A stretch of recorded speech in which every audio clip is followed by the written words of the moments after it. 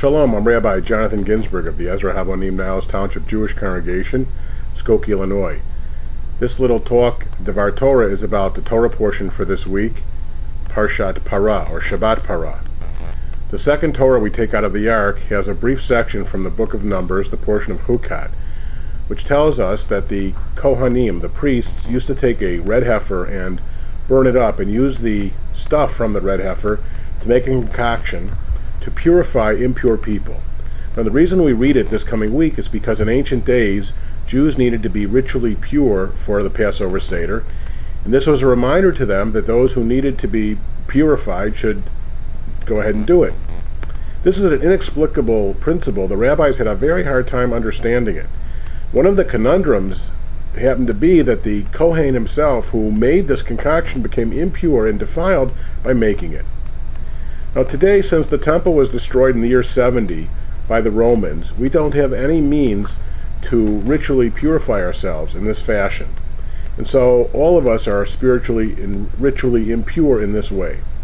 In fact, there are some Jews and some Christians who are desperately looking for red heifers.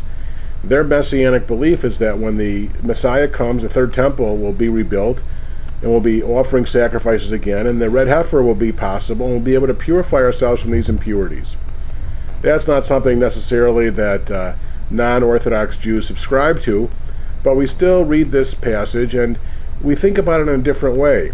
We don't have the ability to purify ourselves from these physical ritual impurities, but we definitely can prepare ourselves spiritually. Besides all the hard work in preparing our homes to be kosher for Passover, which has great benefits spiritually, religiously, halachically, and for preparing for Passover, we need to purify ourselves.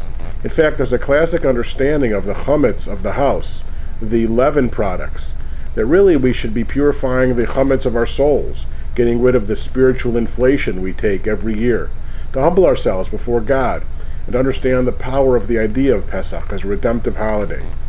And so this coming Shabbat, when we read Parshat Parah, let us look at it in this light. The other issue is, why did the Kohen become ritually defiled by making something which helped everyone else? Is there ever a situation in our lives where we become dirtied or defiled or get in trouble for helping others to do good things? We can think about many examples in our life where sometimes good deeds went unrewarded, but that's no reason not to do them.